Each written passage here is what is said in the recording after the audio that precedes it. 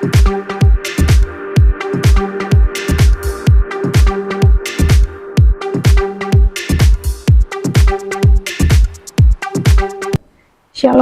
Assalamualaikum warahmatullahi wabarakatuh. Salve, Om Swastiastu, Namo Buddhaya, salam kebajikan dan salam sehat bagi kita semua. Perkenalkan, nama saya Tiffany Natalia Petronelaga, SE MSAAK dengan NIDN 0013129302. Saya adalah salah satu dosen di jurusan akuntansi program studi D4 Akuntansi Sektor Publik Politeknik Negeri Kupang. Pada kesempatan ini, saya akan menyampaikan pernyataan diri dosen dalam unjuk kerja Tridharma Perguruan Tinggi atau PDD UKT-PT bidang pengajaran, dan presentasi ini bertujuan sebagai salah satu syarat unsur penilaian sertifikasi dosen di tahun 2023. Pada kesempatan ini, saya akan menjelaskan salah satu mata kuliah yang sedang saya ampuh, yaitu mata kuliah pengauditan. Mata kuliah ini merupakan mata kuliah wajib yang didapatkan oleh mahasiswa semester 4 program studi akuntansi dengan bobot SKS sebesar 3 SKS. Mata kuliah ini akan disampaikan dengan metode DIA, yaitu Delivery, Interaction, dan Assessment. Delivery merupakan metode penyampaian mata kuliah dengan metode ceramah di kelas. Interaction di sini saya akan memberikan kesempatan bagi mahasiswa untuk berdiskusi. Di sini mahasiswa dapat bertanya ataupun memberikan pendapat terkait dengan materi yang telah disampaikan, dan diharapkan mahasiswa lebih mampu untuk mengerti dan memahami materi yang telah mereka terima selama proses pembelajaran. Sedangkan asesmen adalah penugasan baik secara kelompok maupun mandiri guna untuk mendapatkan penilaian secara objektif. Selanjutnya terkait dengan deskripsi mata kuliah yang saya paparkan adalah mata kuliah pengauditan dengan kode mata kuliah AKT 4403 dengan bobot SKS 3 SKS. Mata kuliah ini mengajarkan konsep terkait dengan audit laporan keuangan. Selama 1 semester ke depan, topik yang akan dipelajari adalah konsep dasar audit, profesi akuntan publik, etika profesional, dan bagaimana proses audit yang akan dimulai dari tahap perencanaan sampai dengan menyiapkan laporan audit. Di sini untuk capaian mata kuliahnya, yang pertama adalah mahasiswa diharapkan mampu menjelaskan tentang konsep auditing dan profesi akuntan publik. Dan yang kedua, mahasiswa diharapkan mampu menjelaskan tentang standar auditing.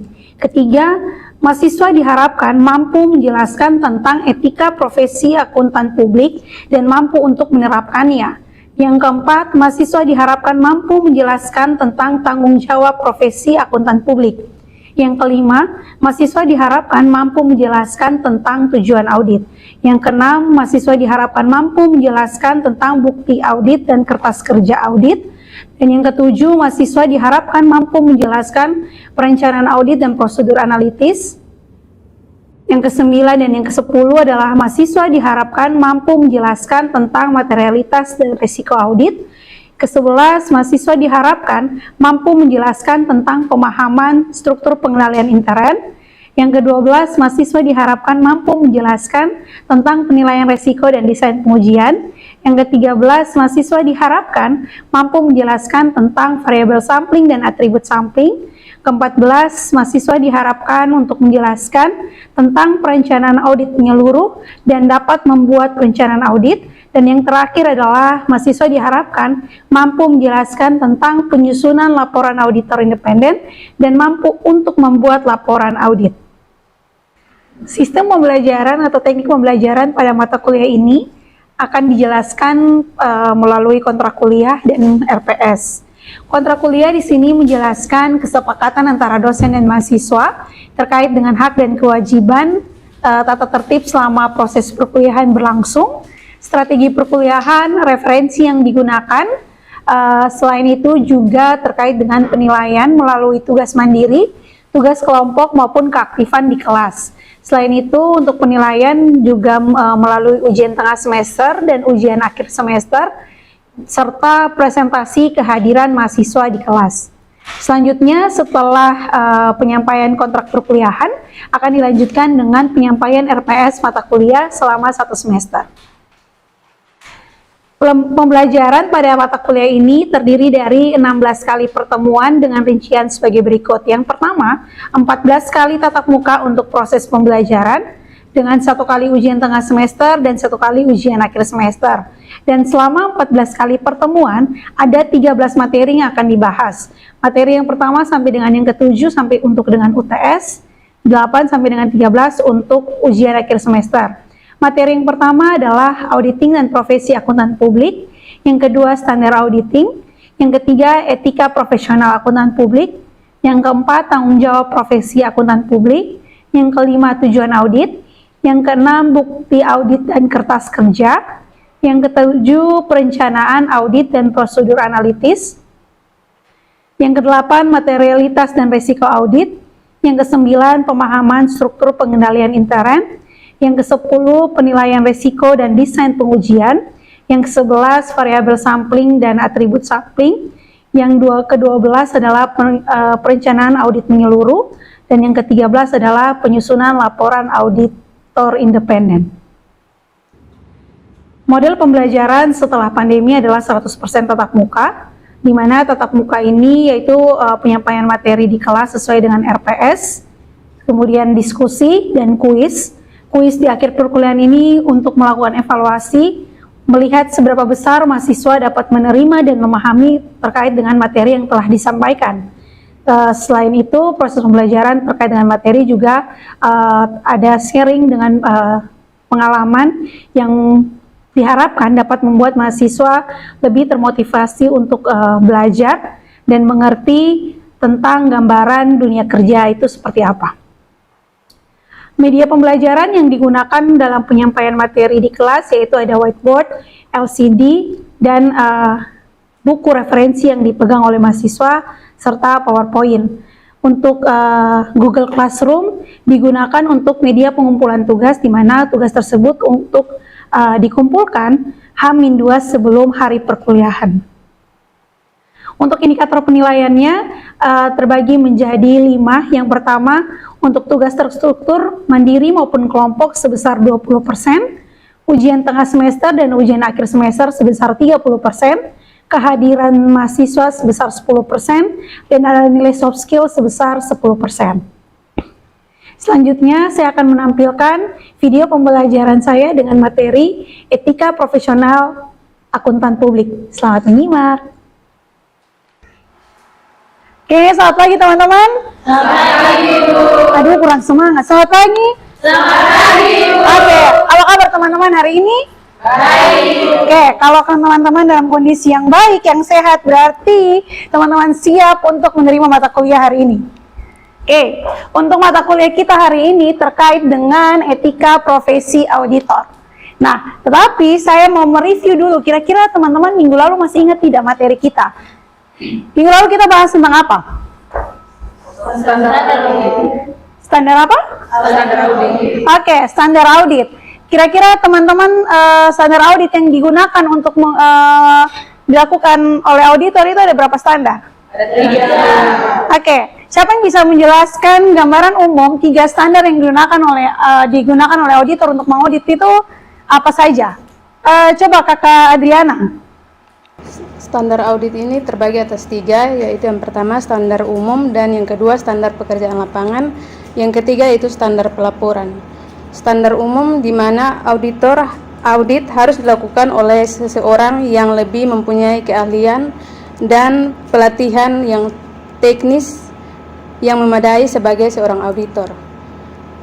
Dan standar pekerjaan lapangan yaitu di mana seluruh pekerjaan audit dapat direncanakan dengan sebaik-baiknya apabila menggunakan asisten, maka harus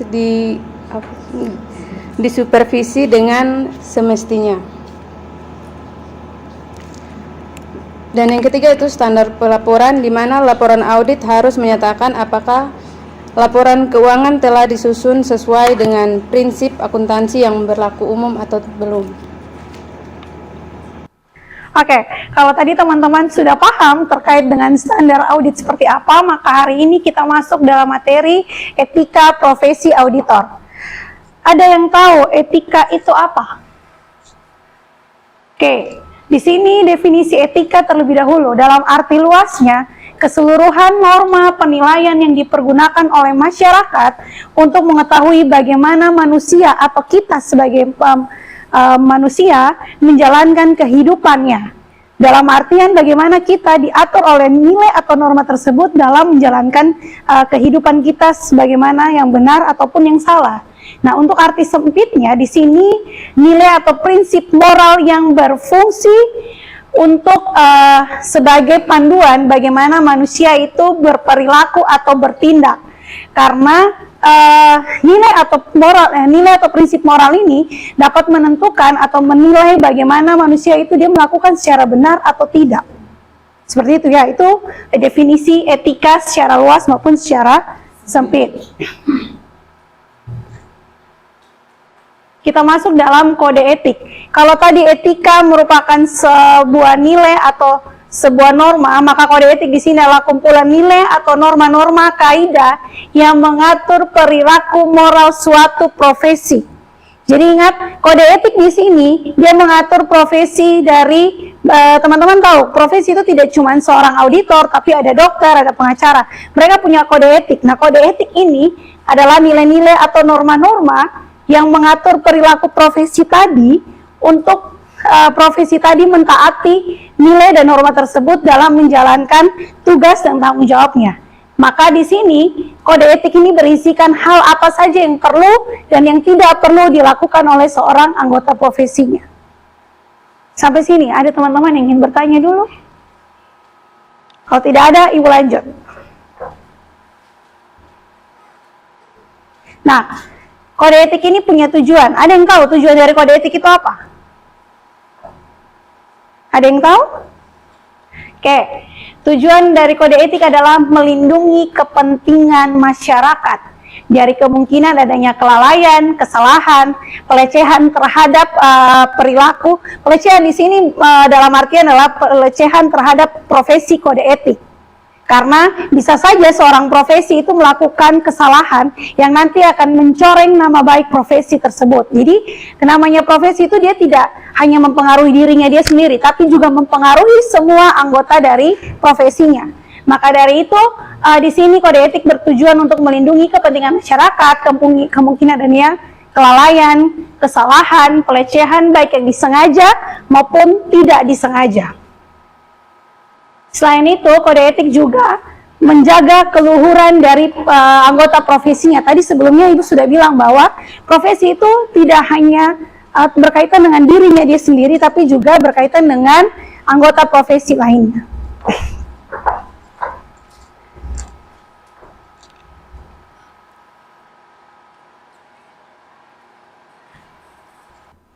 Oke, selanjutnya adalah syarat kode etik berfungsi secara optimal. Nah, di sini ada dua syarat kenapa kode etik itu bisa berfungsi secara optimal. Yang pertama adalah kode etik harus dibuat sendiri oleh anggota profesinya. Nah, kenapa di sini kode etik harus dibuat oleh anggota profesinya? Ada yang tahu? Oke, coba Kakak Ipolista bagaimana? Karena profesi itu yang tahu bagaimana ia bekerja. Sebagai contoh itu tidak mungkin dokter tahu cara kerja auditor. Begitu pula auditor tidak mungkin tahu cara kerja dokter, bagaimana dia mendiagnosa, terus bagaimana dia meresep obat.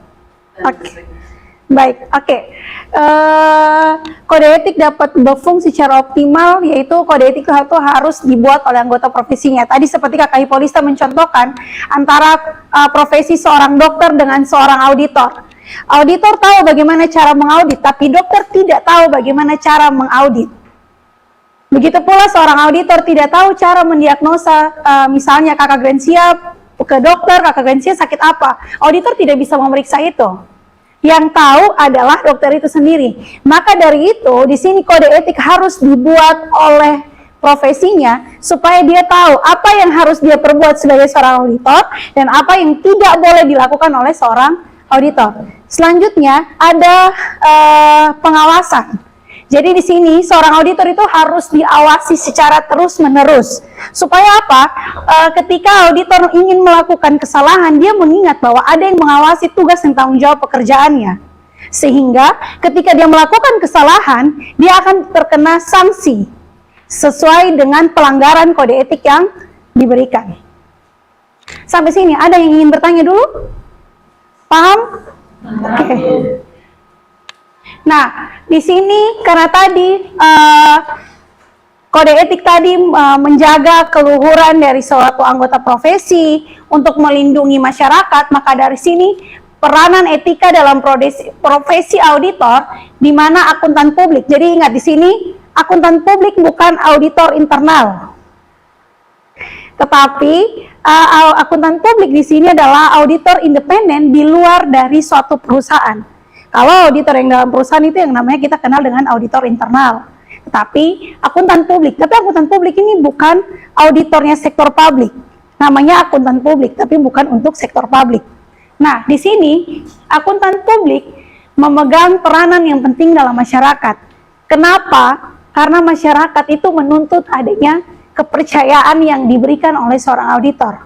Nah, nanti ketika auditor selesai mengaudit, ada yang namanya opini audit. Nah, opini audit ini bisa digunakan oleh masyarakat. Saya dan teman-teman pun bisa menggunakan opini audit tersebut. Misalnya, dalam penyajian laporan keuangan suatu perusahaan, apakah laporan keuangan itu menyesatkan atau tidak? Nah, teman-teman pasti bertanya-tanya, kemarin Ibu bilang ada namanya auditor internal dalam suatu perusahaan. Kenapa sih perlu adanya akuntan publik atau auditor independen yang berada di pihak luar dari perusahaan? Supaya apa? Supaya dapat meningkatkan kepercayaan dari masyarakat atau pengguna laporan keuangan. Karena pengguna laporan keuangan di sini melihat laporan keuangan yang sudah diaudit dapat meningkatkan kepercayaan. Dia dapat menggunakan hasil opini tadi untuk misalnya investor berinvestasi. Dia melihat bahwa laporan keuangan ini wajar tanpa pengecualian, berarti tidak adanya pelanggaran atau penyimpangan dari standar keuangan yang digunakan.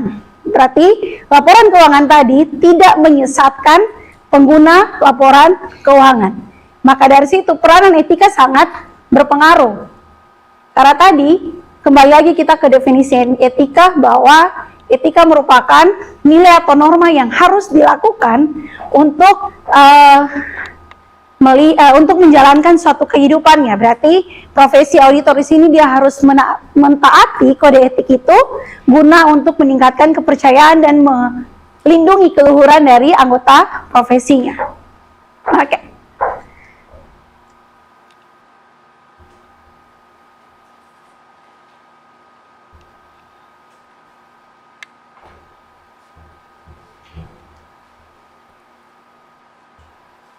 Ada 5 kode etik yang dikeluarkan oleh Ikatan Kode Etik Akuntan Indonesia yang dikeluarkan oleh IAI. Yang pertama adalah integritas, yang kedua objektivitas, yang ketiga kompetensi dan kehati-hatian profesional, yang keempat kerahasiaan, dan yang kelima adalah perilaku profesional. Ada yang bisa bantu Ibu menjelaskan kok? Ada yang bisa mungkin? Integritas itu apa? Integritas, seorang berintegritas berarti seseorang mengerjakan pekerjaannya secara lugas dan jujur. Kalau objektivitas apa Kakak Asri? Objektivitas ialah tidak mengkompromikan pertimbangan profesional atau bisnis karena adanya bias, benturan kepentingan atau pengaruh yang tidak semestinya dari pihak lain. Oke, terima kasih Kakak Asri untuk jawabannya. Berarti objektivitas di sini tidak adanya bias terhadap kepentingan. Berarti tidak ada hubungan antara misalnya saya dan Asri berkenalan sebelumnya, berarti seorang auditor tidak memandang hubungan seperti itu. Oke, selanjutnya untuk kompetensi dan kehati-hatian profesional. Kakak Natalia coba. Kompetensi dan kehati-hatian profesional untuk mencapai dan mempertahankan pengetahuan dan keahlian profesi pada level yang disyaratkan untuk memastikan bahwa klien atau organisasi tepatnya bekerja memperoleh jasa profesional dan komponen berdasarkan standar profesional dan standar teknik terkini serta ketentuan peraturan perundang-undangan yang berlaku. 2. Ketidak sungguh-sungguh dan sesuai dengan standar profesional dan standar teknik yang berlaku. Oke, baik, terima kasih Kakak Natalia. Yang keempat adalah kerahasiaan. Kerahasiaan Kakak Sestri. Coba Kakak Sestri jelaskan kerahasiaan itu seperti apa? Kerahasiaan yaitu menjaga kerahasiaan informasi yang memperoleh dari hasil hubungan profesional dan bisnis. Oke, berarti kalau kerahasiaan di sini artinya seorang auditor tidak boleh membocorkan informasi apapun tentang kliennya kepada siapapun. Jadi besok-besok sekalipun auditor itu sudah menikah, istri atau suaminya pun tidak boleh tahu informasi apapun tentang kliennya. Jadi auditor diwajibkan untuk menjaga kerahasiaan informasi yang diterima dalam proses kerjanya dia dalam mengaudit suatu perusahaan ataupun organisasi. Dan yang terakhir adalah perilaku profesional standar teknis. Kakak Anastasia, coba. Perilaku profesional yaitu mematuhi peraturan perundang-undangan yang berlaku dan menghindari perilaku apapun yang diketahui oleh akuntan mungkin akan mendiskreditkan profesi akuntan. Oke, terima kasih Kakak Anastasia. Berarti di sini perilaku profesional dan standar teknis adalah berkaitan dengan standar maupun undang-undang yang berlaku. Teman-teman, jangankan seorang auditor, kita saja sebagai warga, kita para masyarakat tidak boleh melanggar undang-undang yang berlaku, apalagi seorang profesi auditor. Maka dari itu, di sini auditor harus menjaga keluhuran anggota profesinya dengan tidak melanggar aturan yang sesuai dengan undang-undang yang berlaku. Jadi ini adalah 5 kode etik yang dikeluarkan oleh IAI yang harus dipatuhi oleh seluruh anggota profesi auditor. Nah, jadi seorang auditor itu tidak gampang. Nah, di sini ada masalah yang sering dihadapi oleh seorang auditor. Maka di sini masalah yang pertama adalah terkait dengan tugas yang bukan merupakan kompetensinya. Artinya, di sini seorang auditor dia tidak hanya bekerja berdasarkan tingkat pendidikan, tetapi dia mempunyai keahlian khusus seorang auditor. Jadi ada pendidikan pendidikan atau sertifikasi untuk seorang auditor. Maka di sini seorang auditor harus menjalankan tugas dan tanggung jawabnya sesuai dengan kompetensinya. Yang kedua adalah mengungkapkan informasi rahasia. Nah, mengungkapkan informasi rahasia ini berkaitan dengan kode etik yang tadi tentang kerahasiaan. Dan yang ketiga adalah mengkompromikan integritasnya dengan melakukan pemalsuan, penggelapan, penyuapan dan sebagainya. Banyak sekali kasus audit yang sudah teman-teman lihat mungkin.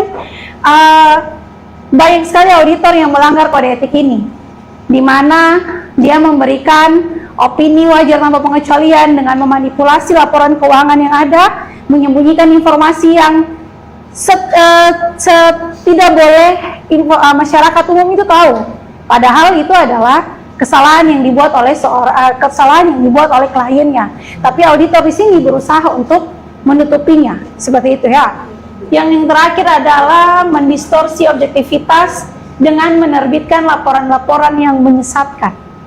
Nah, laporan yang menyesatkan ini yang berkaitan dengan opini tadi yang sudah saya jelaskan, bahwa di sini auditor harus memberikan opini audit sesuai dengan kenyataannya, artinya sesuai dengan hasil pemeriksaannya. Laporan keuangannya seperti ini, berarti itu yang opini yang diberikan. Karena membuat sebuah opini itu dengan sebuah perencanaan. Nanti di kedepannya, di materi minggu-minggu depan itu namanya materi perencanaan audit, di mana di situ kita akan mempelajari bagaimana seorang auditor mempersiapkan proses audit sampai dengan menyajikan laporan audit. Oke, Sampai sini, ada yang ingin teman-teman tanyakan dulu terkait dengan materi yang kita bahas tadi, mulai dari definisi etika sampai dengan masalah etika yang dapat dihadapi oleh seorang auditor. Saya. Oke, silakan Laurencia. Baik Ibu, terima kasih atas waktu dan kesempatan yang diberikan kepada saya. Di sini saya akan bertanya, bagaimana peranan etika dalam mempengaruhi profesi akuntansi? Terima kasih. Baik, bagaimana sih peranan etika dalam mempengaruhi profesi akuntansi atau profesi seorang akuntan publik? Oke, seperti yang tadi sudah Ibu jelaskan, peranan etika itu sangat penting. Karena etika itu sendiri berkaitan dengan nilai bagaimana manusia harus berperilaku, dan sebagai bahan evaluasi apakah tindakan itu benar atau salah. Itu definisi etika. Nah, bagaimana dia berpengaruh terhadap profesi seorang akuntan publik? Karena akuntan publik ini dia memegang tugas dan tanggung jawab yang sangat besar terkait dengan melindungi masyarakat dari kelalaian yang dilakukan oleh sebuah organisasi ataupun perusahaan. Maka di sini seorang auditor harus bekerja sesuai dengan etika atau kode etik yang berlaku, supaya kepercayaan masyarakat tadi tidak hilang terkait dengan informasi yang disajikan oleh sebuah organisasi maupun perusahaan. Seperti itu. Bagaimana Kakak Laurencia? Mengerti. Oke, baik, terima kasih. Oke, pertanyaan dari Kakak Laurencia tadi menutup materi kita hari ini, tapi sesuai dengan kontrak kuliah dan RPS yang ada, kita ada kuis sebelum akhir perkuliahan. Jadi teman-teman siapkan kertas masing-masing untuk kita kuis. Waktu kuis seperti biasa cuma 5 menit. Oke, ini soal kuisnya. Kira-kira hal apa saja yang teman-teman terima selama kita perkuliahan pada pagi hari ini? Waktu kuis 5 menit dari sekarang, jam 9:10 teman-teman kumpulkan. Oke, waktu kuis sudah selesai, teman-teman kumpulkan, estafetkan dari belakang ke depan, biar orang depan yang mengumpulkan.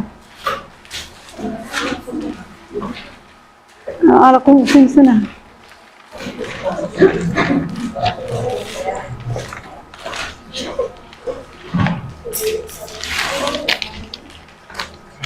Oke, terima kasih untuk perkuliahan hari ini. Terima kasih juga sudah mengerjakan kuis. Jangan lupa teman-teman untuk tugas mind mappingnya untuk dikumpulkan minggu depan maksimal H-2 sebelum kita kuliah di Google Classroom masing-masing. Oke, sekian perkuliahan hari ini. Sampai ketemu minggu depan. Selamat pagi. Selamat pagi.